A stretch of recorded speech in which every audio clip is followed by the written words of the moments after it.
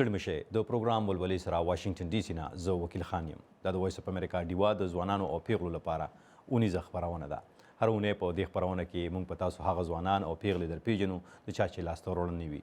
د دې ترڅنګ دغه ځوانانو او پیغلو ته ورپېښو چیلنجونو، مشکلاتو، مسلو یا پرابلمز باندې هم خبرې اترې کوو.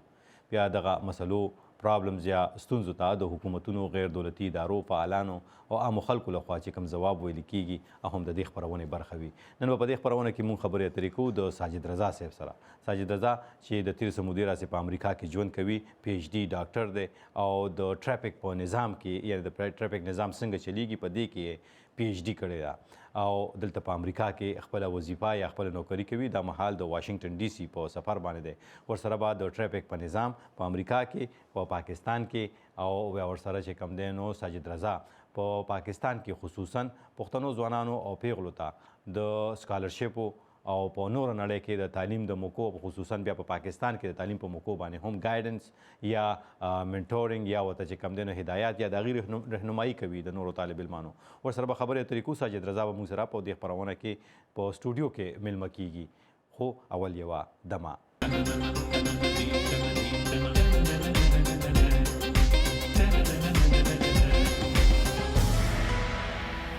دا وخت را سره ساجد رضا په سټوډیو کې ملګری شوی دی. ساجد رضا په خیر راغلی، ستړی مه شئ. ستړی مه شئ وکیل خان. مننه دې کومه چې زموږ دفتر ته راغلی. ډېره مننه، شکریه چې تاسو مونږ دلته انوایټ کړلو. مننه، تhank you so much. او امریکا په کوم سټیټ کې ژوند کوې؟ زه نن سبا په مینیسوټا سټیټ کې مینیسوټا کې. او واشنګټن ډي سي سره پاره راغلی؟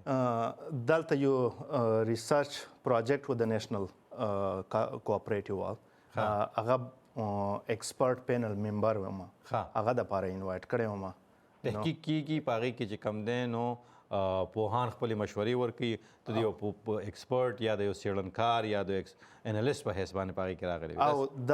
امریکې د مخته 10 کالو سټریټېجۍ جوړوي چې مخته به مونږ په ټریفک نظام باندې او په هایوې نظام باندې څه کول پکار دي، څه نوي نوي را روان دي چې کوم ګاډي دي چې ډریور بغیر به چلیږي، هغه دپاره مونږ څنګه نظام پکار دی، څنګه تحقیق پکار دی. نو هغه 10 کالو سټریټېجي جوړول دي. نو هغه دپاره ډیفرنټ ریاستونو نه خلک راغوښتي وي ایکسپرټ. هغه کې یو زه راغوښتی وم چې مونږ دا 2 ورځې میټینګ وکړلو، ډسکشن مو وکړلو په نیشنل اکیډمي اف ساینسز کې چې دا د امریکې غټه اکیډمي دی. اکیډمي مینز ټول ریسرچ دلته کېږي د امریکې ساینس بارے کې. نو هغه کې مونږ دا آیډیاز ورکولې چې مخته څه پکار دي. دا مخته 10 کالو سټریټېجي مو جوړوله. د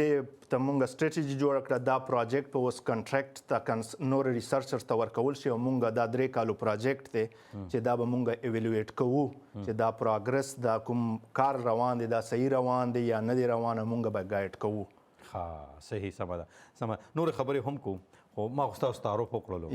چې پی ایچ ډي یې کړې ده. طالب علمانو چې کوم دي ډېر سټوډنټان چې کوم دي دې وخت کې په امریکا کې لګیا دي، ستا د وجې چې کوم دی ستا د تجربو په رڼا کې چې کوم دلته خپلې زده کړې کوي یا وظیفې لري، نوکرۍ کوي. زه غواړم له خپلې خولې خول زموږ اورېدونکو کتونکو ته خپل ځان په اړه ووایي. ساجد رضا څوک دی، څه کوي او دغه حساب سره بیا نور وړاندې ځو خبرې کوو. نو زه بیسیکلي د خیبر پښتونخوا نه تعلق لرم. 10 کاله مخکې دلته امریکې ته رالم. ما انجینرینګ وکړو ناسټ نه، سیول انجینرینګ، سیول چې روډونه راځي او بلډینګونه راځي. نو چې امریکې ته رالم فولي فنډډ اپرچونټي و، سکالرشپ و، سټوډنټ ویزې باندې رالم. نو دلته مې بیا هایر ایجوکیشن وکړو، ماسټرز مې وکړلو. بیا یورپ ته لاړم. هلته د کنیکټډ ویکل کوم ډریور بغیر چې کوم ګاډي به راځي، ډرایور لیس مونږ ورته وایو، هغه باندې ریسرچ و. هغه دپاره ایز ا ریسرچر لاړم. هلته 2.5 کاله مې په برسلز کې یورپي یونین پروجیکټ باندې کار وکړلو. نو هغه نه بعد بیا واپس رالم امریکې له، پی ایچ ډي مې وکړله. اوس دلته غټه کمپنۍ دی چې کوم د هایویز او ټریفک سره کار کوي، ایرپورټو دپاره کار کوي، انجینرینګ کمپنۍ دی، هغه سره اوس کار کوم. او ورسره سټوډنټان هم ګایډ کوم چې کوم څنګه به تاسو اپرچونټیز یا موقع پیدا کوئ امریکې کې یا یورپ کې یا استرالیا کې، او څنګه څه پکار دي مخته د دنیا کې د ترقي د اے آی دور کې، د آرټیفیشل انټیلیجنس دور کې څه سټډي کول پکار دي. تاسو څه سټډي کول پکار دي؟ ټریفک نظام یا کوم چې ستا مطلب پس کتاب پی ایچ ډي کړې ده د دې سکوپ په پاکستان کې څومره دی خصوصا په پښتنو سیمو کې د سکوپ پاکستان کې په راتلونکي ټایم کې به ډیر زیات شي اوس خو فلحال دونه نشته دی بس هغه ټریفک پولیس هم هر څه کوي دا د ټریفک پولیس کار نه دی دا د ټریفک انجینیر کار دی چې کوم د روډ به څنګه به ټریفک مینیج کوي روډ خو هغه وي خو روډ باندې به څنګه د اشارې چې دي دا د څنګه په یو ترتیب کې کار کوي چې ټریفک په آرام په سکون سره ځي په یو فلو کې ځي سموث ځي نور کوم پیډسټرین دی پېښور کې به دې کتلی وي چې داسې روډ کراس کوي ټریفک روان وي نو هغه د پاره کار کول دي چې چېرته سیګنل په کار دی د پیدل کراس کولو دپاره نو پاکستان کې په راتلونکي ټایم کې موقع به وي ورته او که پاکستان کې بهر ډېرې زیاتې دي چې ته هلته پاکستان کې دا سبق ووایې او ته بهر راتلو غواړې بهر ډېرې زیاتې دي دلته امریکې کې او په یورپ کې په ټریفک کې ډېر زیات کار روان دی او ډېر زیات موقع دي پکې اوس په ساده ټکو کې یو پوښتنه ده د اشارې کار څنګه کوي اسې مطلب دا دی د اشارې اول مونږ ډیزاین کوو مونږ د ټریفک وګورو چې په هر روډ باندې څونه ټریفک روان دی کوم روډ یو میجر سټریټ غټ روډ ورته ویلی شي یوه وډکوټې لار ورته ویلی شي یا روډ ورته ویلی شي نو ټریفک مطابق مونږ هغه ته ټایم ورکو هغه شنه بتی چې بله شي ګرین لایټ سبز بتی بدله شي نو دا ټایم مونږ ورته ډیزاین کو چې دا به 10 سکنډ اول دا وي بیا به دا وي هر څه ته مونږ ټایم ډیزاین کو بیا که چېرته داسې وي چې په نږدو فاصلې کې 2-3 سیګنلې وي نو هغه مونږ په یو کوارډینیټ کو سره چې دې نه کوم ګاډي روان شي دو ته ګرین لایټ شي نو اتوماتیک چې دغه ټریفک دې ځي ته راځي دې ته به ګرین لایټ کېږي نو یو فلو سموث فلو کې به دور روان وي نو دې ته مونږ کوارډینیشن وایو او دې کې انټرنیټ هم لګېدلی وي او تارونه په ځمکې کې لګېدلی وي نو هر څه هغه کار کوي او بیا هم یو سنټر ټریفک سنټر هر ځای کې لګېدلی وي چې هغه ټول مینیج کوي هم چې که انسان وغواړي چې په کوم په دې ورځې به په دې روډ باندې ټریفک زیات وي نو هغه هلته ټایم ورته بدل کړي چې دغه سیګنلو باندې دې روډ ته د ټایم زیات ورکولی شي هغه ګرین ټایم چې ورته وایو مونږ مطلب دا داسې نه چې بس د بجلی سوچ ورکړی اشاره په خپله بندېږي کولاویږي دا پوره مینیج کېږي د دې انتظام کېږي د دې کوډینګ کېږي او دا پروګرام او دې کې سنسر هم لګېدلی روډ کې دننه روډ لاندې سنسر لګېدلی وي چې کله ګاډی نه وي په هغه روډ باندې نو دته بیا ریډ لایټ شي او نورو ته بیا ګرین لایټ شي بیا چې ګاډی دلته راځي نو دې کې روډونو کې زه اکثر وختي دفتر ته راځم ساجد رضا دا خبرې د انټرسټینګ کېږي طالب علمان هم په تمه دي هغوی به وایي چې ساجد رضا به مونږ ته چې کوم دی نو مشورې راکړي هغه طرف ته ځو اوس اکثر سارې وختي چې راځم تیاری او کله چې زه اشارې له ورور رسم هغه اشاره سرۍ وایي څنګه زه ورور رسم که نه هغه څنګه بریک وهم په هغه ځای باندې اوس بل اشاره کولو شي رایټ اوی مطلب دا ګاډی سینس کې سینس کې چې دی ته اوس ګاډی رالولو بس اوس په زه دې ته ټایم ورکوم مونږ دې ته وایو رایټ اف وی چې ستا اوس حق رالو ته راورسېدلې ستا حق شو اوس تا ته مونږ ګرین لایټ درکړو چې ته اوس ځه ځکه چې بل روډ باندې الریډي ګرین وه په ډېر ټایم پورې نو دې باندې ریډ لایټ وه سره بتی وه سره اشاره وه اوس څوک رالو اوس ته ډېر ټایم نه ضایع کوي چې اوس مونږ دته ظرف په دې نظام کې د ساجد رضا رول دی مطلب دا دی دا تاسو سبق خبرې شوې اوس زه په پروګرام کې لنډه شان دمه اخلم دمې نه پس چې راشو نو سټوډنټانو ته به انشاءالله مونږ غواړو چې هغه مشورې او کوم پروګرامونه د اے آی په دور کې سټوډنټان کم اړخ ته تللی شي خو اول یو لنډه شان دمه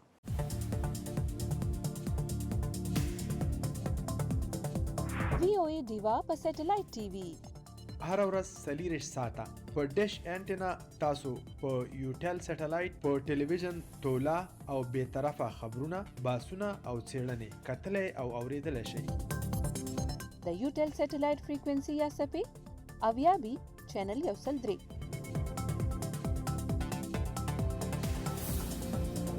هر ورځ 40 ساعته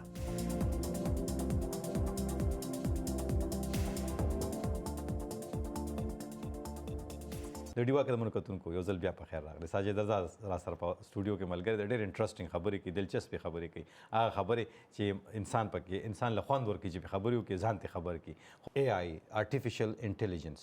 په دې دور کې یو طالب علم یا یو طالب علمه زده کړې کول غواړي ساجد رضا به ورته څه وایي سب کم مت کې وکړي څنګه یې وکړي څه هارډ فیلډس دي نن سبا د هارډ فیلډس نن سبا چې دي زه به هر چاته ریکمنډ کوم کمپیوټر ساینس سافټویر انجینیرینګ اے آی پاکستان کې هم راغلی دی په ډیفرنٹ یونیورسټیو کې اے آی هم بی ایس پکې کېږي او ډیټا ساینس نن سبا دنیا کې ډیټا ساينس چې ته وکړې بي اس وکړې یا ایم اس نو ته هر فیلډ ته تللی شي ته ټریفک ته هم راتلی شي چې تا سره ډیټا ساينس ډیګري وي ته په هیومن ساينسز ته تللی شي لکه بایو ساينسز ته بیالوجي او هر څه ته میکینیکل انجینیرینګ ته تللی شي ته انشورنس کمپنۍ چې کوم جابز وي یا څه وي هغه ټول ډیټا نن سبا دنیا په ډیټا چلیږي نو که تا ډیټا ساينس وکړه که تا کمپیوټر ساينس ته وکړو نو هغه ډیټا مینیج کوي کمپیوټر ساينس وال بیک اینډ باندې ځکه چې هغه سره پروګرامینګ سکلز وي کوډینګ سکلز وي نو نن سبا ډیټا په هغه باندې مینیج کیږي صحیح نو دا هارد فیلډز اوس اکثر یو ماشوم وي یا یو ماشومه وي هغه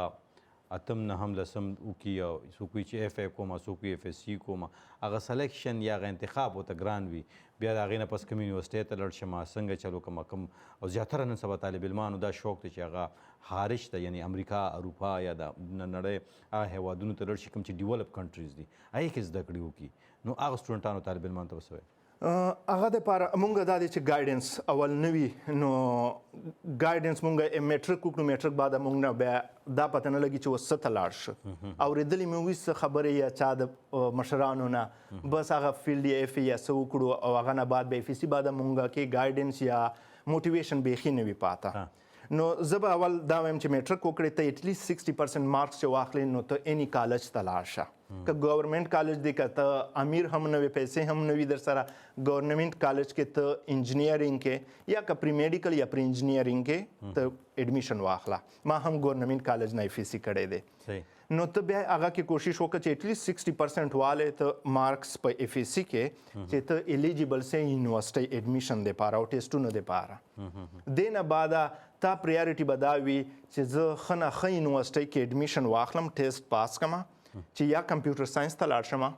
یا الیکټریکل انجینیرینګ ته لاړ شم یا ډیټا ساينس ته لاړ شم یا میکینیکل انجینیرینګ ته لاړ شم هغه نه بعد به نور انجینیرینګ فیلډز دي کته چیرته پری میډیکل کوي او میډیکل ته لاړې او خاص کر زنانه او ګرلز د پاره هغه د پاره پاکستان کې میډیکل خو فیلډ دی لږ آسان شانتي وي چې کوم جابز یا څه میډیکل د پاره هغه نه کپاته شي کوم سټوډنټان هغه نه بعد د دو بایو انفارمیټکس ته لاړ شي یا بایو ټیکنالوژي ته لاړ شي ځکه چې هغه مخته اپورچونټیز ته دي چې ته بي اس وکړې ته ایم اس ته امریکې ته یورپ ته یا استرالیا ته یا ایون پاکستان کې هم تا روزګار او جابز کور نه هم په کمپیوټر باندې ارڅ کولای شي نو بایو انفارمیټکس بایو ټیکنالوژي نن سبا پاکستان دا هم الاو کړی دي چې چا که پری میډیکل هم کړی وي په اف سی کې هغه انجینیرینګ ته هم تلی شي مخکې به د پری میډیکل وکړلو نو خالي میډیکل ته بتللې یا بایو ساينسز کورس پدې ویل انجینیرینګ نه ویلاو یا به د ایډیشنل میتھس کولو اوس دا الاو کړی دي چې ته انجینیرینګ کې ډایرکټ ایډمیشن کولای شي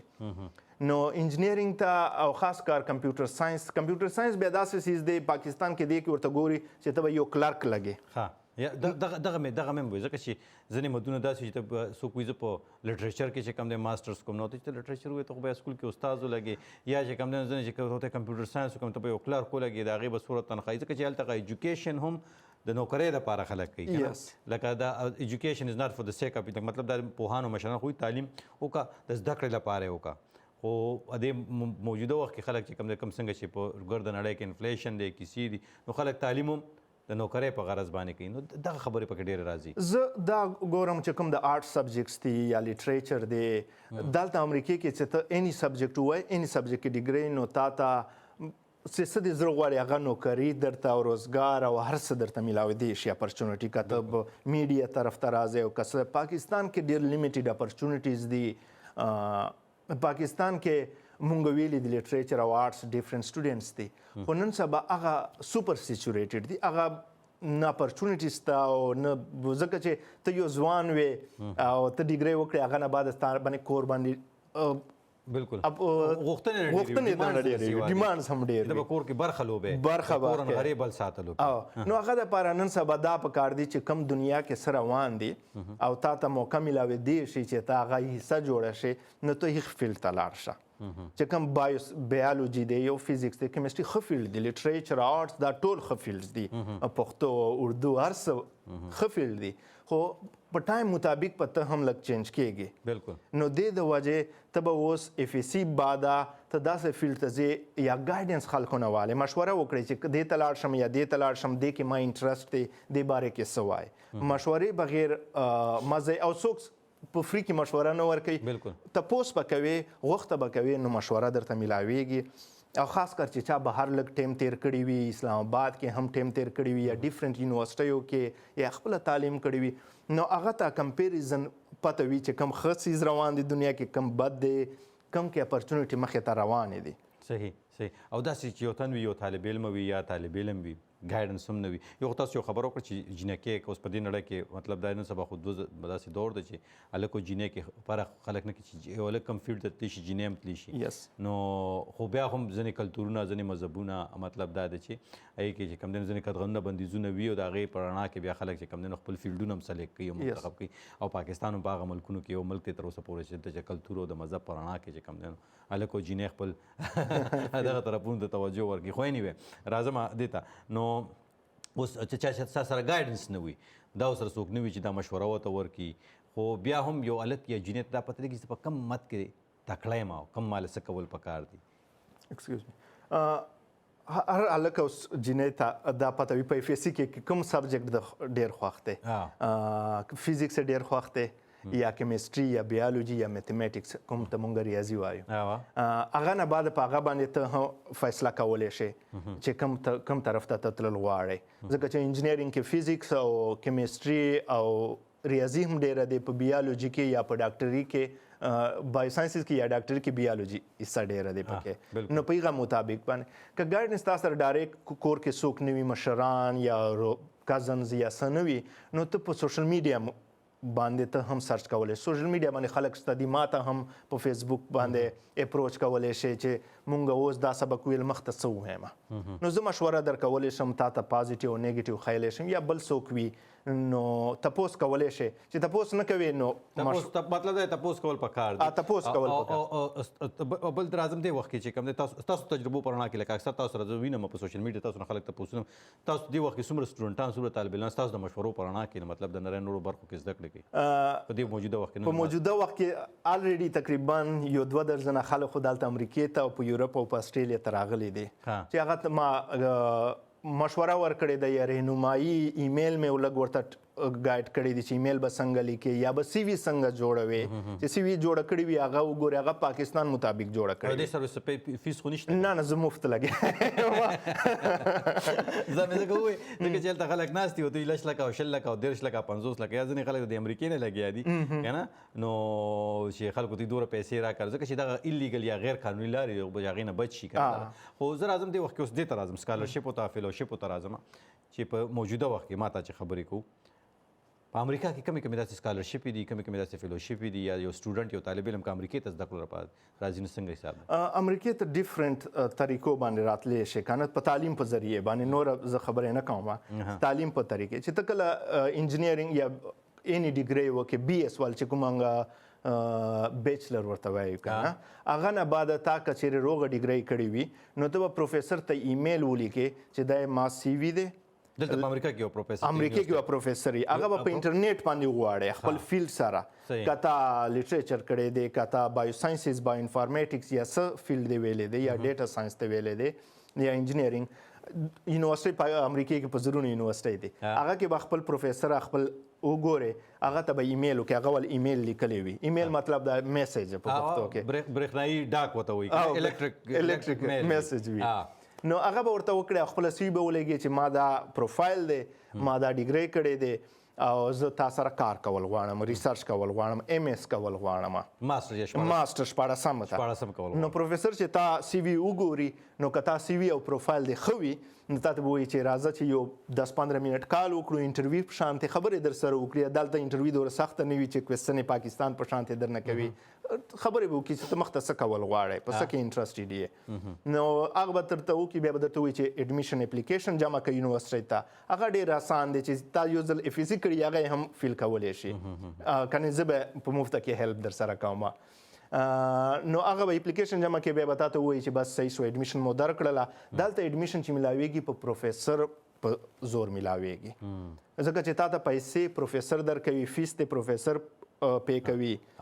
تا ته منتلی سټایپنډ یا خرچه چې کومه میلاوي هغه پروفیسر درکوي، هغه پروفیسر درکوي. او تا ته به دلته راځي F1 ویزا باندې راځي، سټوډنټ ویزا په سټوډنټ ویزا باندې دلته راشي. سټوډنټ چې کله ته ډیګري دی پوره کړي بیا تاسو سره امریکې 3 کاله تا ته زیاتی درکړي چې ته کار وکړه دلته. هغې ته چې کم هغې ته څه وایي 3 کاله OPT وایي، آپشنل پریکټیکل ټریننګ. نو تا ته 3 کاله هغه درکړي چې ته جاب وکړه. چې 3 کاله جاب کوي هغه کې بیا تا ولا ویزا کمپنۍ ټرانسفر کی ورک ویزې ته H1B ورته وایي چې ورک ته تا واړي، چې هغه ته ورک ویزې ته واړي بیا هغه نه بعد کمپنۍ تا بیا سپانسر کی گرین کارت درکړي یا ریزیډنسي ورته وایي. نو داسې بیا تا ویزا چینج کیږي او ته ټایم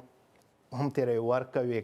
که بیا ته ماسټر بعد پی ایچ ډي غواړې، پی ایچ ډي هم کنټینیو کولی شي که ته جاب طرف ته نه ځې. ښه صحیح. او دا خو د مطلب د ماسټرز خبره شوه، 14 خبره شوه. 14 نه وړاندې نن سبا وګوره هلک ته چې کوم دی نو ګیره برې شونډه شنه شي، هغه چې کوم دی نو مور یې کالي خرڅ کړه، خو ما بار ولېږه چې زه بار لاړ شم، که نه. او کور کې غیمې دغه ټینیجرۍ کې دغه شانتې لکه 10 11 12 کې یا دغه موقع او مطلب که تعلیم دپاره څوک راتلل غواړي په دغه ایج کې، په دې ایج کې تعلیم دپاره بي ایس ته راتلی شي، خو امریکې ته ډایرکټ بي ایس ته لږ راتلل ګران دي که نه، ځکه چې پیسې دلته ټیوشن فیس چې دا ډېر زیات دی. مونږ خلک یې نسي افورډ کولی، هر سړی مطلب هغه خرچه نشي اوچتولی. سکالرشپ یې نشته؟ سکالرشپ بي ایس ته نشته، سته دي خو لږې دي. لکه مینز چې تا $100 فی وي نو $20 به تا ته سکالرشپ درکړي یونیورسټۍ، خو $80 به بیا هم پرې کوي، 80% به ته بیا پرې کوي. نو هغه پې کول ډېر زیات فیس دی. نو بیچلر ته زه بیا دا مشوره ورکوم چې HEC هایر ایجوکیشن کمیشن یو سکالرشپ راځي هنګري وال، د یورپ وال، هغه د تا FEC بعد ته HEC په ترو هغه سکالرشپ ته اپلای وکړې، ته لاړ سې هنګري ته، یورپ ته. د هایر ایجوکیشن اف پاکستان تاسو د پاکستان چې کوم یس، نو هغه ته ولېږي په هنګري سکالرشپ، هنګریان ګورنمنټ سکالرشپ دی. نو هغه ته به ته لاړ سې 4 کاله بالته بي ایس وکړې په یورپ کې، بیا چې هلته بي ایس وکړې بیا MS هلته شروع کولی شي یا جاب، یا ته بیا هنګري سکالرشپ بعد پاکستان ته تللی شي، پاکستان نه بیا MS ته امریکې ته راتلی شي، یا هنګري کې به ناست وې ته به MS ته اپلای وکړې امریکې ته یا بل ملک ته، ته به MS ته راشې نو په بلې طریقې ته راتلی شي. بل یو سکالرشپ نوم زه اورم او موږ ما په ډېر خبرې هم کړي، فول برایټ کوم چې د امریکا د خارجه وزارت پروګرام دی مختلف، هغې کې خو ویلي کېږي چې مطلب دا د 8 9 نه واخلې تر PhDs پورې سکالرز پکې راځي. او د امریکې کوم سټیټ ډپارټمنټ چې کوم پروګرامز دي هغه کې یو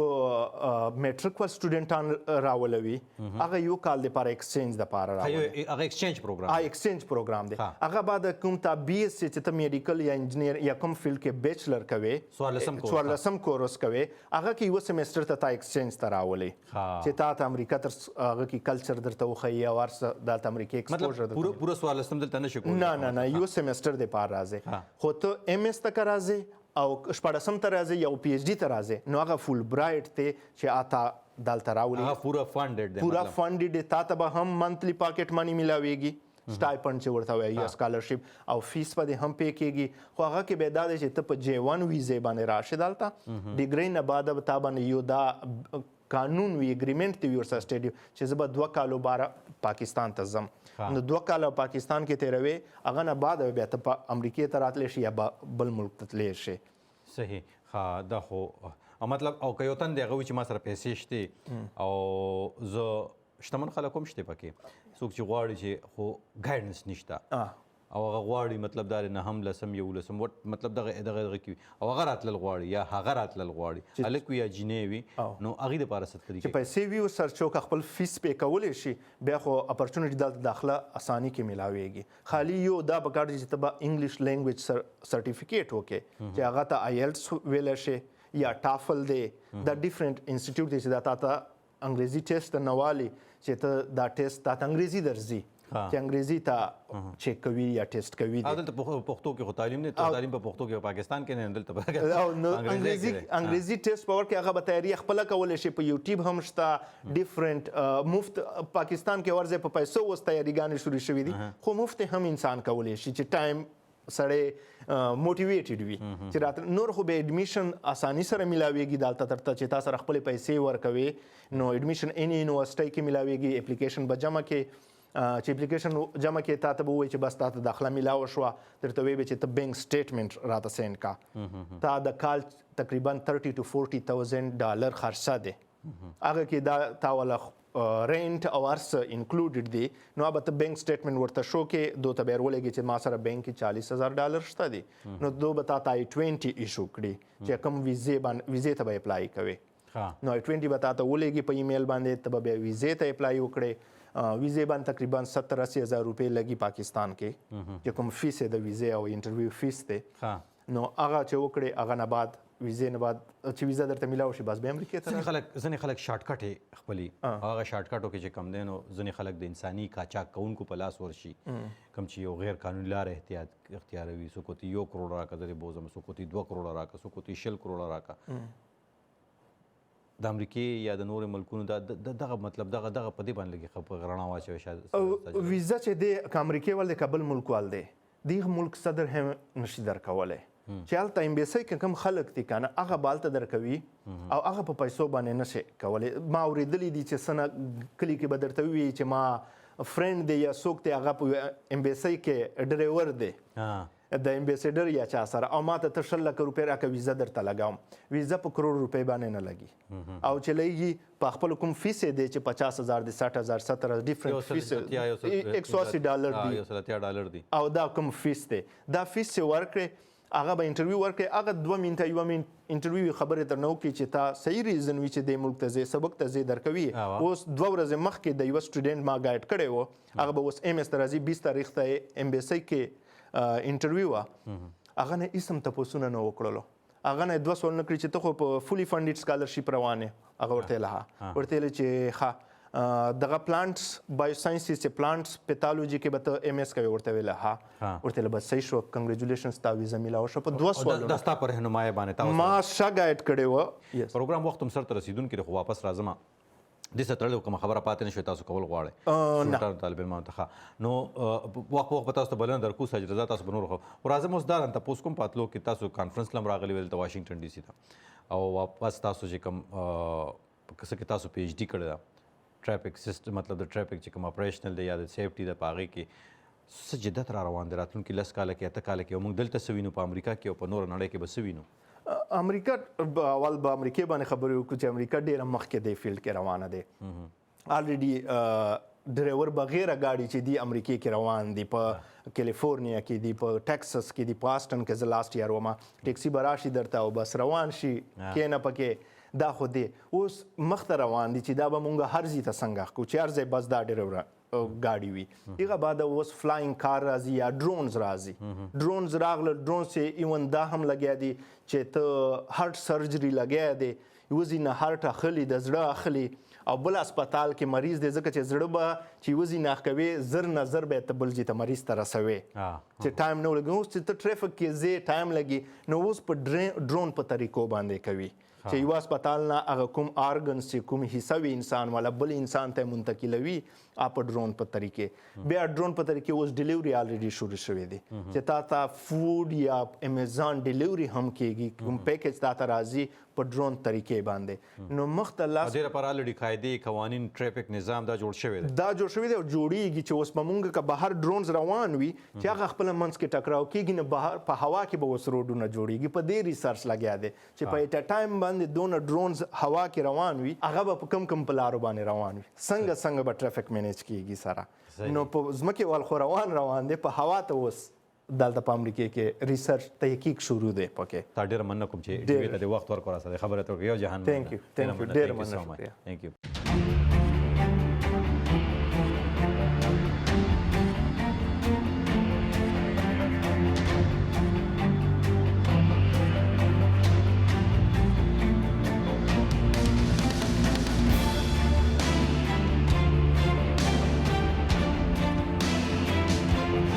د ډیوه سره اوسئ هم د دې سره د پروګرام وخت پای ته رسي راتلونکي اونۍ به د یو بل میلمه یا میلمنې تر څنګ ستاسو وړاندې راځو تر هغې زه وکیل خان تاسو نه اخلم اجازت تل ویلا پامان